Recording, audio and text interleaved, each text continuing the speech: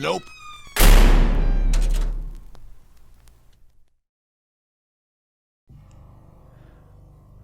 My eyes burst open. It felt like breaching the surface after diving too deep. My pulse shot through my body like an automatic rifle. I was shaking, and my eyes teared up. To call it disorienting would be an understatement. I was still in the office, but it was nighttime. I'd arrived at 10 in the morning. Now it was close to midnight. Jane was gone. Jeremy, too. My pockets were empty. I called out, but there was no response. I was alone. I opened the office door and stepped out into the parking lot, only to realize I was actually far from alone. There was Jeremy. His eyes were wide open and seemed larger than usual. The pupils were different sizes. His mouth was open like a panting dog, revealing a tongue long enough to reach his belly button. He was completely naked and covered in deep, bloodless cuts. He stood in the middle of the parking lot, under the single working light post. He seemed taller, like stretched, soft plastic. We locked eyes.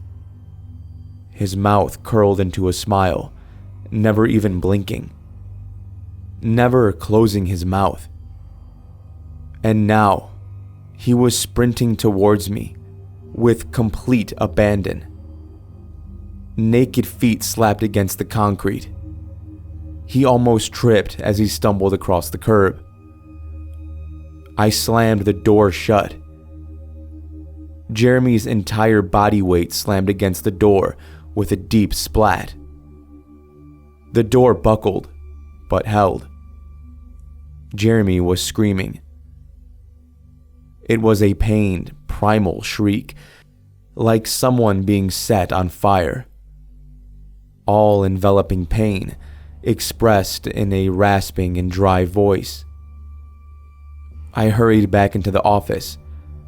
One of the bookshelves looked loose, so with enough force I'd be able to tip it. I had to try. The bookshelf itself was not heavy, but the over 100 books on psychology held it down. I summoned all my strength and tipped the whole thing in front of the door. I sat down, back to the bookshelf. I noticed I was screaming too, yelling at him to stop and leave me alone. It was not a conscious decision, it just happened. I was so disoriented. It seemed like I was standing still. As Jeremy broke through the door leading in from the parking lot, I braced myself. He flung himself against the office door, but the added weight of the bookshelf and myself was enough to keep it shut. "Stop!" I heard myself scream. "Please, just stop!" I scrambled to hold him back, cutting my thumb on an open splinter. I didn't even notice it until my hand started slipping from my own blood. As I stared across the room, I could see the full moon outside the office window. Slowly, a face appeared on the other side of the glass, stepping out of the dark. A woman I'd never seen before. Hairless, also with deep cuts across her skin. Eyes wide, pupils differently sized. Her mouth wide open, her long tongue pressed against the glass like a dying eel. "No," I heard myself sigh. "Please, just no." She nodded as her mouth turned into a sinister smile. Using her arms and face, she started to break herself against the glass. She did not bleed from the cuts. I didn't know what to do until the glass shattered. I bolted to the left, through the side door to the hallway. I followed the corridor to the right as the office door broke behind me. Jeremy was through. I could hear the two of them panting as they chased me. I saw two options: get out through a window or lock myself in a bathroom. I refused to corner myself, so I chose the window. I smashed it with my elbow and climbed out, feeling cold fingers brush against my neck. It was cold outside and dark. I just ran, hearing the panting behind me. I followed a path into a pine forest, getting scratches from the trees across my face. It's nothing short of a miracle that I didn't trip. I paid no attention to my feet. As the ground turned upwards towards a hill, I lost my breath. I knew this hill, and this couldn't be here. It was the same hill where I had been chased into a tool shed as a kid. And there it was. There was nowhere else for me to go. They were faster, and I had to find cover. This was impossible. I'd done this once before, and now I can do it again. I ran up the hill, flung the old wooden door open, and shut it behind me. The door had a side bolt, so I locked it. There were no windows, but the entire shed was flimsy at best. I cursed myself. This was just another dead end. For minutes, it was quiet. Maybe they hadn't followed me. Maybe they took a different path. I relaxed my breath, feeling blood return to my fingers and toes. Then they came. They smashed themselves against the door. They tore at the frail planks. The pain screams exploded and echoed across the hillside. I couldn't even hear myself think. Desperate, I looked to where to go next, but I was cornered. "It can't end like this," I panted. "It can't. It won't. Not like this." I cried. I pleaded. There were more of them now, at least 6. One of the planks on the left side broke off, and 5 arms reached for me. Pale arms, with deep, bloodless cuts. The full moon reflected unblinking eyes and long, slithering tongues. "Not like this." The slide bolt had lost 2 screws. It was a matter of seconds. "No!" I armed myself with a claw hammer as the door burst open. Jeremy was the first one in, but I didn't get the chance to attack. 3 different arms grabbed me, disarmed me, and pushed me onto the floor. Cold, naked flesh pressed against mine. Countless eager faces drooled with delight as teeth pierced my neck. Then I woke up. The clock showed 20 minutes past 5 in the afternoon. I was on the floor of Dr. Jane's office, curled up in a fetal position. There was a cold towel on my head, and Dr. Jane was calmly stroking my shoulder. My head was warm, and a great headache was subsiding. Jeremy was nowhere around. "There we go," she whispered. "You're fine. You're fine." I couldn't speak. I was shaking like a leaf. Jane helped me back up in the seat.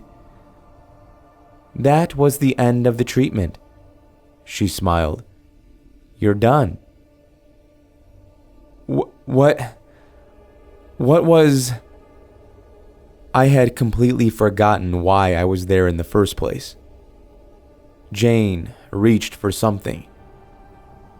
"Hold out your hands," she said. I did as she asked. A second later, a small white mouse was placed in my palms. The confused little thing just sniffed me and stood on its hind legs. I did not react. In my mind, I was about to be eaten alive just seconds ago. "You seem to be cured," Jane smiled. "Treatment successful. You can give him back now if you want."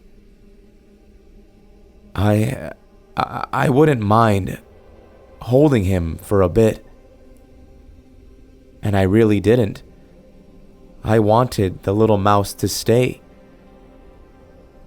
It was a tiny comfort. A living creature I could feel meant me no harm. "Good," nodded Jane. "So, what happened?" "You were overexposed," said Jane, filling out some paperwork. "An extreme stress reaction dampens all other reactions." "I don't understand." "Say you have an oven with 4 settings," she continued, 4 being the highest. "That's where you were with your fear of rats. Maximum power. Strength 4. She handed the paper over to me. It was her bill for the day. "I changed your maximum setting to 10. Suddenly, a 4 doesn't seem so bad." "But how?" She sat down across from me and locked her eyes to mine. There was something dark in there. A hint of red. "I'm very good at what I do." She took my hand and turned it over. And that's when I noticed the cut along my thumb. I was allowed to keep the white mouse. I bought him a little cage, some toys, and plenty of food. When I got home that night, my wife could not believe her eyes. My girls named the mouse Kenny, and he was gently played with late into the night, much to our Yorkie's dismay. My wife called it a miracle, but I don't know what to call it. My mind was still in a daze. I find myself thinking back to that day. It was not a dream or a vision. It was real. It had to be. Thumbs don't cut themselves on imaginary splinters. Sometimes I find myself staring into the mirror, seeing my pupils dilate into different sizes. It feels like my tongue has grown larger. Hell, my forehead seems to have a slightly magnetic pull where Dr. Jane touched me. It's a very unusual kind of headache. There was also an incident just a few days ago where I cut my finger dicing potatoes. Not a single drop of blood came out. I barely even felt it. I can't bring myself to go back to Dr. Jane. If there's even a slight chance she'll put me back on that hill, I won't ever talk to or see her again. I might have had the fear of rats scared out of me, but it's been replaced by this deep, existential dread for what Dr. Jane could do to me if she wanted to. What has she done to me? And why can't I bleed?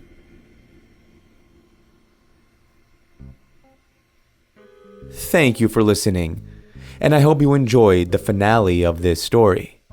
If you did, you know what to do. Take that like button and then just put it next to a bunch of potatoes and accidentally grab it when you're dicing and just cut it in half. Yeah, I went there. Shout out to the author of this story, D.D. Wikman. I will leave a link down below like last time if you want to check out more of their work.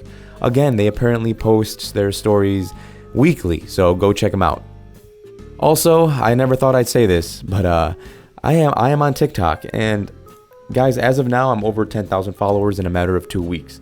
So I don't know what to say. Everything I know is a lie at this point.